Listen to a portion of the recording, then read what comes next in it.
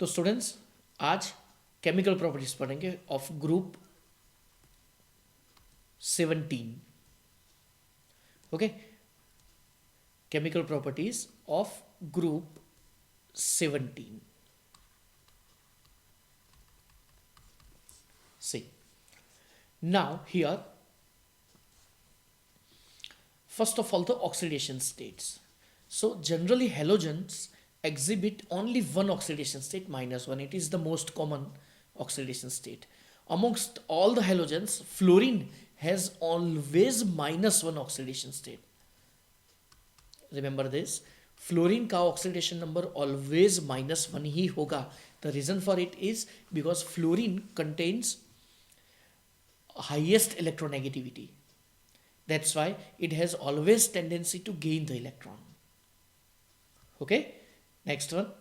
All the halogens exhibit -1 oxidation state, but chlorine, bromine and iodine, they exhibit +1, +3, +5 और +7. चलो अब ये oxidation state कैसे पॉसिबल होती है हम देखते हैं आगे. सी, halogens in gaseous in a ground state other than fluorine, मतलब यहाँ पे फ्लोरीन की बात नहीं हो रही है, तो all the halogens have electronic configuration ns2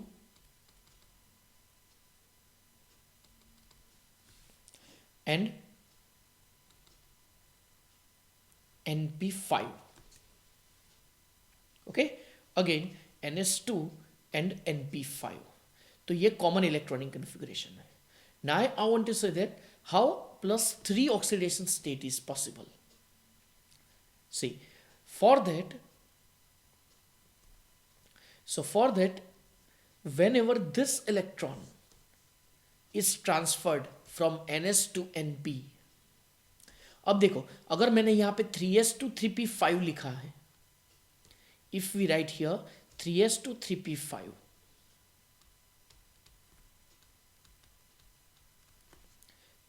to 3p5, तो यहाँ पे कौन सी ऑर्बिटल आएगी? 3d आएगी. अगर मैंने 4s to 4p5 लिखा है तो फिर यहाँ पे आएगा 4d, और 5s to 5p5 then 5d.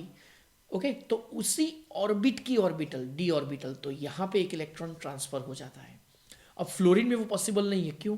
क्योंकि फ्लोरीन में इलेक्ट्रॉनिक कन्फिगरेशन क्या है? फ्लोरीन की atomic number 9, it is helium 2 complete and 2s to 2p5, and second orbit doesn't has d orbital, वो थर्ड से ही always start होगा.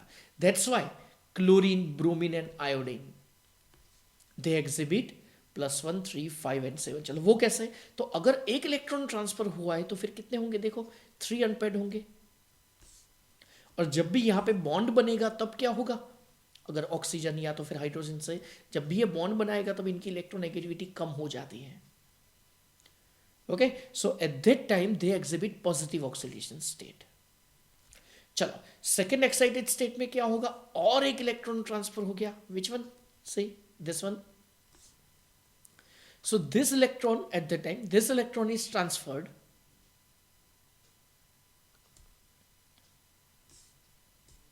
from p to d orbital.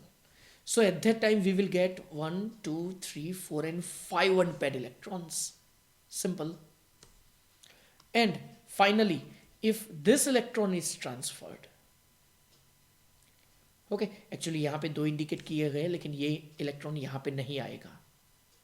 Again फिर से बोल दूँ, यहाँ पे एक डाउन 1 इलेक्ट्रॉन नहीं आएगा. यहाँ पे ये जो दोनों लिखे हैं ना, एक ही सिंगल ही आएगा यहाँ पे. जस्ट मिनट, बस ये एक इलेक्ट्रॉन ही यहाँ पे आएगा. ओके, तो करेक्शन कर देना. और ट्रांसफर क्या होगा?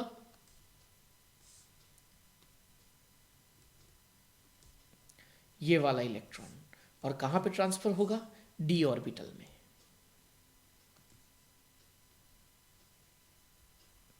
So that we will get 1, 2, 3, 4, 5, 6 and 7. So except fluorine, other halogens have extended orbits. Extended orbit मतलब पता चला ना, मतलब more than 1 unpaired electrons उसमें possible है. 1, 3, 5 and 7. और एक बात, अभी +1 कैसे possible है? तो देखो, suppose we are taking ICl. This compound is known as interhalogen compound because here one halogen is attached with other halogen. Again, one halogen is attached with another halogen. Okay, and here chlorine is more electronegative than iodine. At that time, chlorine attracts both of the electrons, so it exhibit +1 oxidation state and Cl -1. और मैंने पहले भी बताया था कि generally oxidation number वो क्या है, it's a one type of distribution of the charge. Again oxidation number in actual है क्या, it's a distribution of charge, how much charge is distributed. Okay, चलो आगे.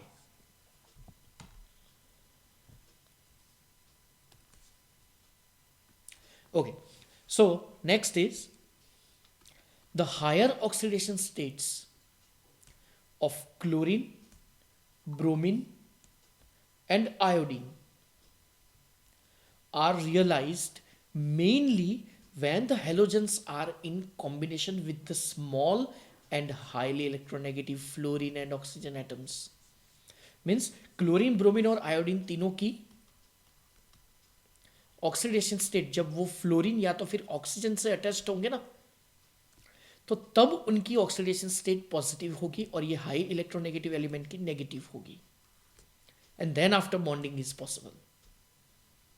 ओके, इस कंपाउंड्स को हम बोलेंगे इंटर हेलोजेंस. अभी मैंने सिखाया, जैसे ICl एग्जांपल लिया था.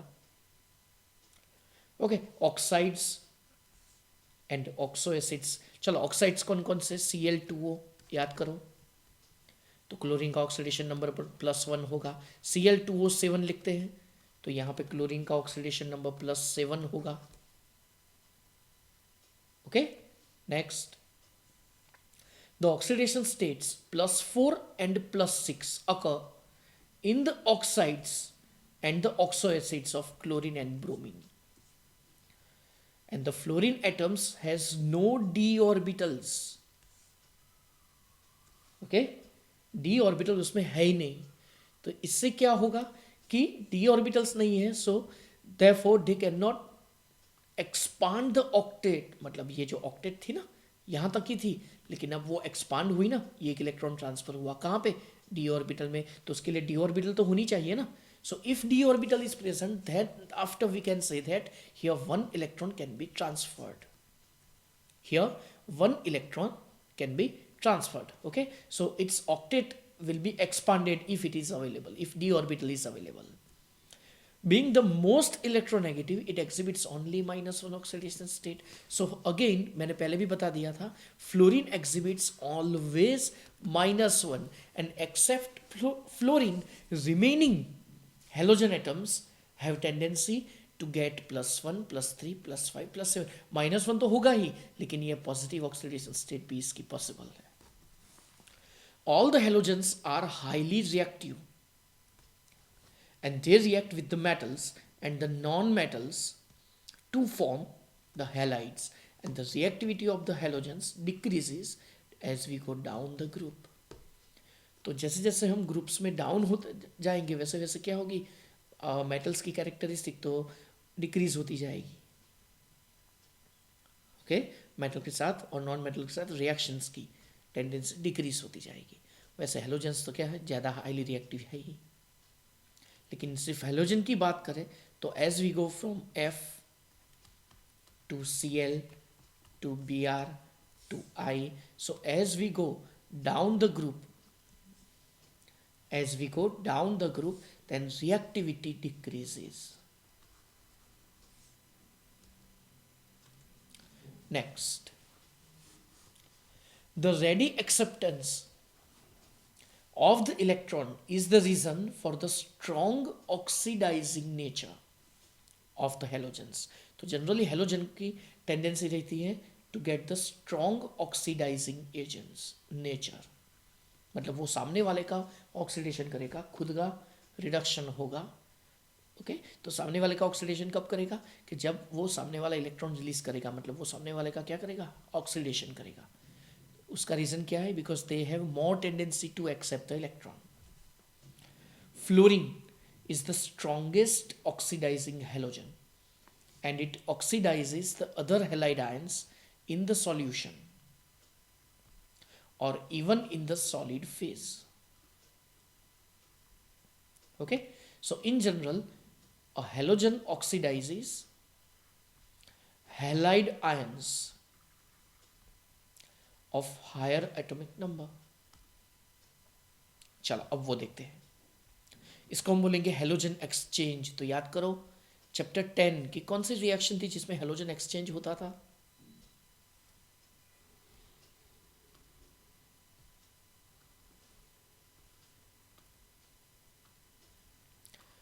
Fluorine, chlorine, bromine and iodine.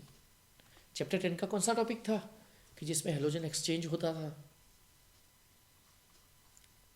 Reaction का नाम था फिंकलस्टीन एंड दूसरी थी स्वार्ट्ज रिएक्शन। ओके, हाँ, इन रिएक्शन में क्या होता था, चलो वो फंडामेंटल देखते हैं। See here this F2 is neutral and if it is in contact with the other halide ion, other halide ion मतलब अगर फ्लोरीन की बात हो रही तो other halides कौन कौन से होंगे? तो other halides will be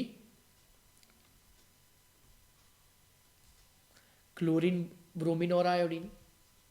So at that time what happens? See here, fluorine has tendency to accept the electrons from the other halides because fluorine is highest electronegative element. So it has tendency to accept the electrons from other halide ions, chlorine, bromine and iodine, क्योंकि इसकी tendency ज़्यादा रहती है negative ion बनने की. That's why negative ions release the electron and fluorine will gain the electron to get the fluoride ion, and the negative ions are oxidized and they are converted into the neutral molecule. Okay, तो इसका मतलब तो ये हुआ अगर कोई भी compound का फ्लोरिनेशन करना हो तो इजीली पॉसिबल है, उसका कोई भी हैलाइड सॉल्ट ले लो. सी फॉर रिएक्शन कैसे कि सपोज मैं NaCl ले रहा हूँ और अगर इसकी रिएक्शन मैंने F2 के साथ की तो क्या होगा? Fluorine is more electronegative, here Cl is Cl minus, so that positive ions will be attracted by will be attracted by the negative ion, and now negative ion after the reaction it will be fluorine, so we will get 2 NaF and remaining Cl2, तो 2 NaCl होंगे इससे. Okay, so finally we are getting F2 plus 2 NaCl gives 2 NaF plus Cl2. Okay, तो इससे fluorine में से क्या मिलेगा आपको? NaF मिलेगा. ओके, सिमिलरली अगर हमने क्लोरीन लिया, चलो second one, suppose we are taking chlorine, so at that time the halogen must be means halide ion must be Br minus या तो फिर I माइनस. इससे क्या होगा? Chlorine is more electronegative than Br and I, so at that time chlorine has tendency to accept the electrons from the halide ion to get the Cl minus ion, and the halide ion is converted into the neutral molecule. Similarly अगर हमने Br लिया तो क्या होगा? तो अगर हमने Br लिया तो क्या होगा? तो उस टाइम पे सिर्फ I माइनस ही ज़्यादा है, उसकी ब्रोमीन के इलेक्ट्रोनेगेटिविटी सिर्फ आयोडीन से ज़्यादा है, so that this reaction is possible. So fluorine लेते हैं तो फिर नेगेटिव आयन कोई भी होगा, Cl Br और Cl माइनस या Br माइनस या I माइनस. अगर मैंने Cl2 मॉलिक्यूल लिया तो उस टाइम पे नेगेटिव आयन Br माइनस या I माइनस के अलावा कुछ भी नहीं होगा, और अगर मैंने Br2 लिया है तो उस टाइम पे as a negative ion only one and only क्या होगा? I minus. Okay, so Br2 is converted into Br minus and I minus is converted into I2. That's it. Next one, the decreasing oxidizing ability. अब देखो हमें पता है group में as we go down the group ability to oxidize decreases. Okay, तो वो standard electrode potential से भी पता चलता है कि देखो हाफ Cl2 या तो Br2 या F2 या I2 कोई भी लो तो वो गैस में कन्वर्ट होगा. फिर मतलब वो है डिसोसिएशन एंथैल्पी, और हाफ मॉलिक्यूल लिखा है कि वो तो पता है ना, बिकॉज यह half molecule is use to get the single gaseous atom. फिर वो इलेक्ट्रॉन गेन करेगा, मतलब यहाँ पे आएगा plus electron.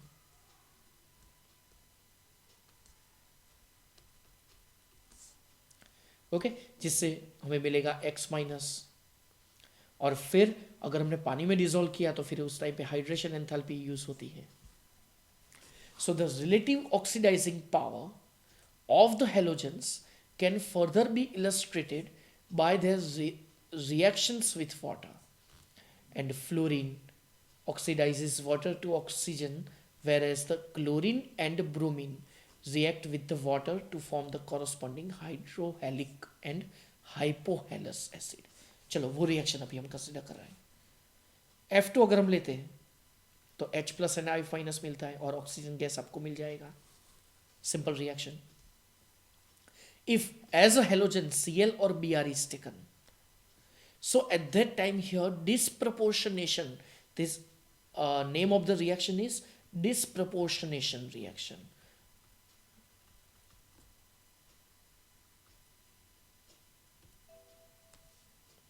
Just a minute.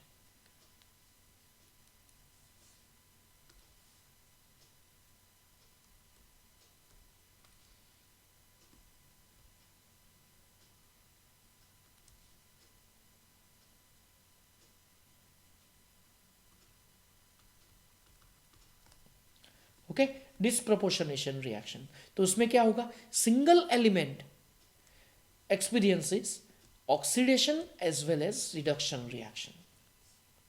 चलो रिएक्शन लिख के हम देखते हैं. अगर हमने Cl2 लिया है, अगर उसके हमने वाटर के साथ रिएक्शन की तो यहाँ पे दो कंपाउंड आपको मिलेंगे, HCl और HOCl.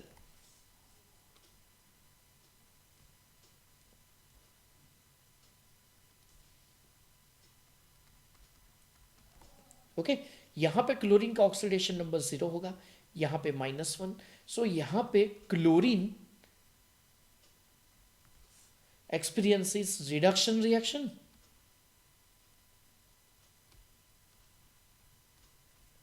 as well as oxidation reaction. Okay, so both of the reactions are possible. So if we take Br2 then we will get HBr and HOBr. चलो इनके नेम्स और वो फंडामेंटल पीछे आएगा. इसका नाम है हाइपोक्लोरस एसिड. यहाँ पे जनरल वर्ड लिखा है, हाइपोहेलस लिखा है ना जो. Okay, hypohalous. तो वो पीछे आगे एक थ्योरी आएगी तो उसमें वो आएगा, तो अभी वो नहीं सिखा रहा हूँ. ओके, हाइपोहेलस एंड हाइड्रोहेलिक, वो तो simple hydrochloric, hydrobromic, okay etcetera. चलो third one. If I minus is reacted with acid in presence of oxygen then we are getting I2. Okay, तो ये जो मिडल वाली रिएक्शन है वो मोस्ट इंपॉर्टेंट है, डिस्प्रपोर्शनेशन. और दूसरी इंपॉर्टेंट थियोरी है ये हेलोजन एक्सचेंज. तो कई कबार आपको क्या करेंगे पता है, कोई भी कंपाउंड से कुछ भी दे देंगे यहाँ पे आपको कोई भी कंपाउंड या कुछ भी यहाँ पे आपको दे देंगे और फिर पूछेंगे चार ऑप्शंस में which of the following reactions is not possible. तो उसमें रिवर्स रिएक्शन देंगे. F minus is reacted with Cl2 and Br2, so is that reaction possible? No. Again देख लो रिएक्शन मैं जो बोल रहा हूँ वो 2F minus plus I2 gives F2 plus 2I minus. तो यहाँ पे जो ज़्यादा इलेक्ट्रोनेगेटिव है वो नेगेटिव ही है, तो फिर वो इलेक्ट्रॉन छोड़ेगा ही नहीं, मतलब इलेक्ट्रॉन रिलीज नहीं करेगा. और ये लेस इलेक्ट्रोनेगेटिव, तो इसकी इससे ज़्यादा तो जो नेगेटिव आयन उसकी टेंडेंसी है. That means eight that time remember this reaction is not possible. Again reaction is not possible. Okay, remember this. Next topic is the anomalous behavior of the fluorine. Anomalous behavior का मतलब क्या है? तो जैसे हमने group 15 में पढ़ा, 16 वैसे ही 17 में. 15 का फर्स्ट एलिमेंट था नाइट्रोजन, 16 का फर्स्ट एलिमेंट था ऑक्सीजन और 17 का फर्स्ट एलिमेंट है फ्लोरीन. तीनों में एक चीज कॉमन थी, क्या? इन सब की इलेक्ट्रोनेगेटिविटी ज्यादा है. ओके, देखो फर्स्ट स्टेटमेंट वही लिखा है, like the other elements of P block present in the second period. ये सब सेकेंड पीरियड के एलिमेंट्स है ना. पी ब्लॉक और second period. Fluorine is anomalous in the many properties, और उसका रीजन क्या है? Smaller size. ओके,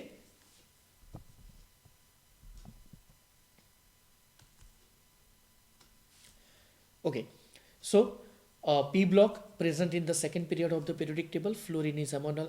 उसका रीजन क्या है? For many examples, first is the ionisation enthalpy, second is the electron negativity, and third is the electrode potentials of all the higher of the fluorine than the expected from the trends set by the another halogens. तो बाकी के halogen से उससे तो यहाँ पे बहुत ज़्यादा डिफरेंस है.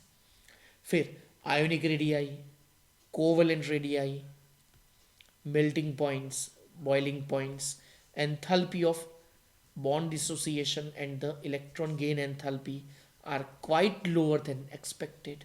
चलो, क्या हाई है क्या लो है आपको याद रखना है. हाई क्या है? Ionization enthalpy, electronegativity and the electrode potentials. और लो क्या है एक्सपेक्टेड से? तो ionic and covalent radii, melting and boiling point, enthalpy of bond dissociation and the electron gain enthalpy are quite lower.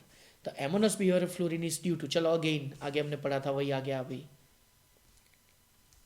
Small size, highest electronegativity, low FF bond dissociation enthalpy and the non availability of the D orbitals. तो आगे आपने nitrogen में ये पढ़ा होगा, oxygen में भी यही रीजंस पढ़े होंगे आपने. ओके, तो यहाँ पे भी वही रीजन आएगा और जो एक्सप्लेन किया है वही का वही. Okay, so this is the anomalous behaviour. Anomalous behaviour मतलब some characteristics of fluorine are not similar with the elements of the same halogen group like chlorine, bromine, iodine. So उनसे तो ये पूरे की पूरी डिफरेंट ही है. ओके स्टूडेंट्स, तो आज हमने ये केमिकल प्रॉपर्टीज अभी कंप्लीट की. ओके, तो मिनिमम 2 to 3 टाइम्स आपको थ्योरी लिखनी होगी जिससे आपका लर्न हो जाएगा ठीक तरह से. ओके, तो इसी के साथ आज का अपना लेक्चर कंप्लीट हुआ.